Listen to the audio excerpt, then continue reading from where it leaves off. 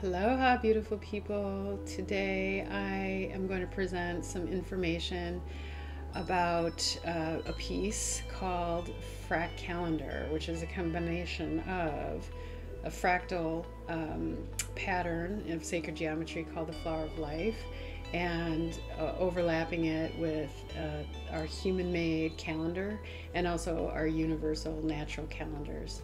So combining these patterns, and this is one of the pieces in a group that I put together for a Soma show called the Chrysalis about this time we're in, and looking a little bit deeper into each one of the pieces I feel are very important because it's what inspires us. So artwork, whether it's music or visual arts, any of it, if we can assign more meaning to it, it affects our lives more. So we'll touch on some of these concepts just barely because it's so vast and amazing.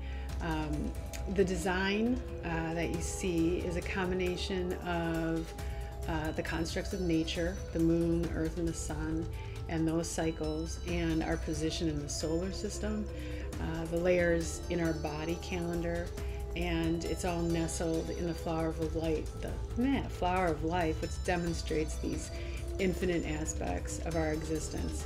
And so I think briefly, fractals are these infinite patterns that you can zoom in and out of that repeat. So if you're looking at something very small, you'll move back and you'll see it the same size, although it's at a different scale. In our body, that would be the easiest thing to look at, would be our blood vessels, where we have our main arteries, and then we have our smaller veins, and then we have our capillaries. The branches of the trees are a fractal. The coastline is a fractal. It happens with wavelengths. It happens, computer generated ones, of course, are just gorgeous, but these repeated shapes, and this image you're looking at is like that, where you'll see the same shapes repeated infinitely inward, and you could pull infinitely outward and see another Vesica Piscis, another flower of life, and it can be mesmerizing and quite beautiful.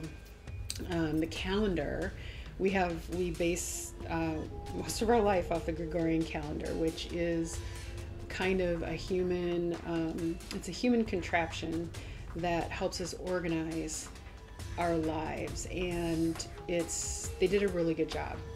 And it kind of accounts for extra days here and there, and it's based off, of course, things that were given to us, which is our position in the universe, our sun, how we rotate, how the moon spins around us. And so the lunar calendar, which is based off the moon, is going to fluctuate a little bit. That's something that is more natural, so that's why the Chinese New Year, which is based on that calendar, kind of ebbs and flows a little bit. And it gives us a way of organizing ourselves.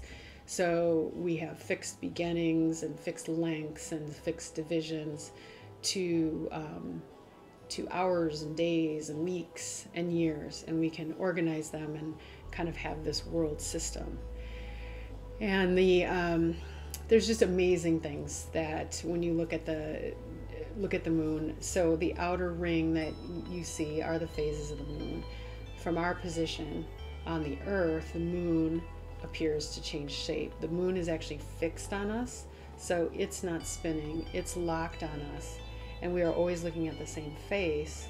But because we're changing where we are, and the moon also is changing where it is, there are some times where it appears full because we're seeing all of the sun's light on all of that face that faces us, and then it will eventually seem to disappear. The moon is 400 times smaller than the sun, and remarkably it's 400 times closer. So whether or not you believe it was placed there by nature or it was placed there by other beings, it's pretty amazing that at certain times it can completely and perfectly eclipse the moon, because they will match up. The moon is, it cycles 28 days, and the female cycle is 28 days, give or take. And this piece looks at that magic position that we're in this thin slice of the solar system that makes life not just possible and plausible, but where we thrive. And the moon has a lot to do with that. So because it's fixed on us, it gives us a nice stationary tilt. And what that does is it gives us a much more stable climate, and it stirs us. So the nutrients are stirred by the waters of the earth. All the warm nutrients and the cold nutrients are constantly moving, and we want to keep it that way. We don't want things to warm too much. And the moon contributes to our tide as well. So we have this, almost this pulsing. The moon is working with us, and then we have this life-giving sun. And so this pays honor and homage to that, this precious point that we're in all of the galaxy. And I wrote these things down. The distance from the moon to the earth is almost 239,000 miles away.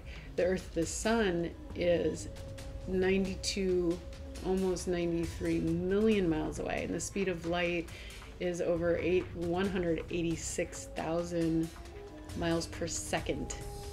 So it takes over 8 minutes for the light of the sun to leave and come touch our face. So that light that's touching me right now is just over 8 minutes old. It's so remarkable, and we call that 1 astronomical unit. The distance from the light that the light has to travel from the sun to our face, or to the tree, or to the ocean, to the algae. So in this piece I created, I wanted to overlap this onto a pattern, a fractal pattern that we as a human culture embrace, and that would be the flower of life. This is a computer generated one that I got off the internet. It's a probably one of the most popular pieces of sacred geometry. And, you know, I have it on my earrings and on my ring, and you'll see it. Well, this isn't quite the flower of life. This is the seed of life, but you'll see it on tattoos. It's on everyone's logo. It's almost boring now. So it's important to really dive into the meaning of it. And it all starts with one circle. And the reason one circle is important is because it's complete, it's whole. And it's a reminder that we are one, we are whole, a whole being. There's no beginning and no end, there's no vertex. So we have that simple circle. And many civilizations, almost all civilizations, consider that circle to be a symbol of the infinite and rather perfect, and kind of the genesis of everything. And one of our most simple stories, it seems simple at first, just like the flower of life seems simple, just seems like a bunch of circles.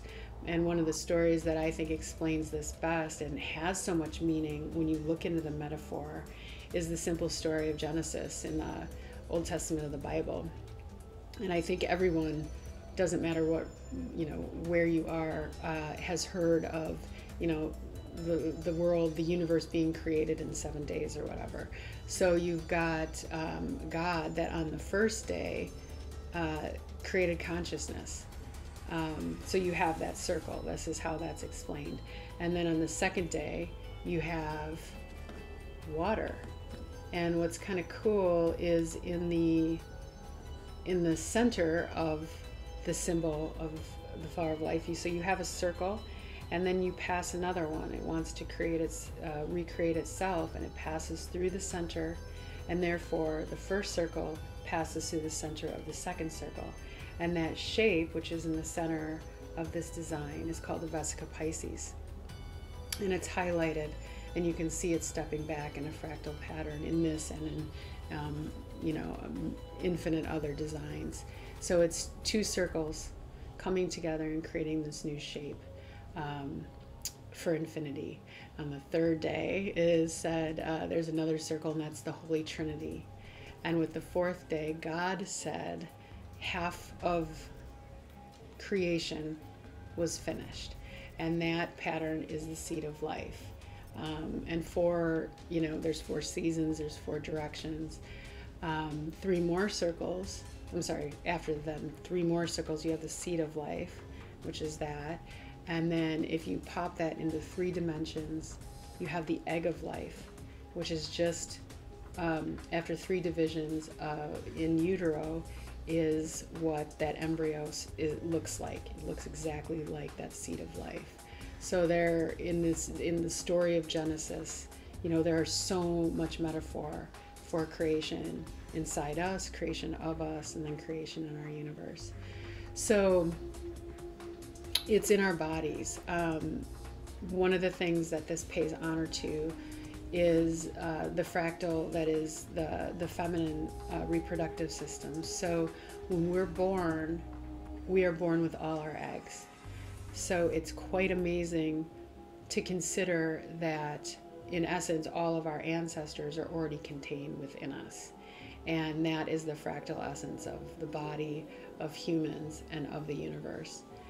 Now, when you take this shape that you see and you add another ring to it, and that would be the one on, I think it's on here, you get 61 circles. That's a really bad example of it. You can't see that. And when you take away any of them that overlap, you're left with 13 circles, and that is the fruit of life. And in the 13, there's all kinds of more information. There's 13 notes on a musical scale. When you complete the circle, you're 1 octave higher, and you overlap that note, there's 13. There's 13 full moons in a year. And when you connect, and we'll look into this more on a later piece because we could go on forever here. When you connect all these feminine circles with the masculine straight lines, you will have a shape that is containing, it's called Metatron's cube, and it contains all of the platonic solids, and it is absolutely mesmerizing. So this piece really helps me elevate not just my own natural systems. It is very honoring of everything around me. It kind of opens my eyes and inspires me to appreciate and see that magic and be more creative and honoring. And that's something that I wanted to offer to all of you. So we will look into the next piece tomorrow and have more meaning, more joy, more inspiration.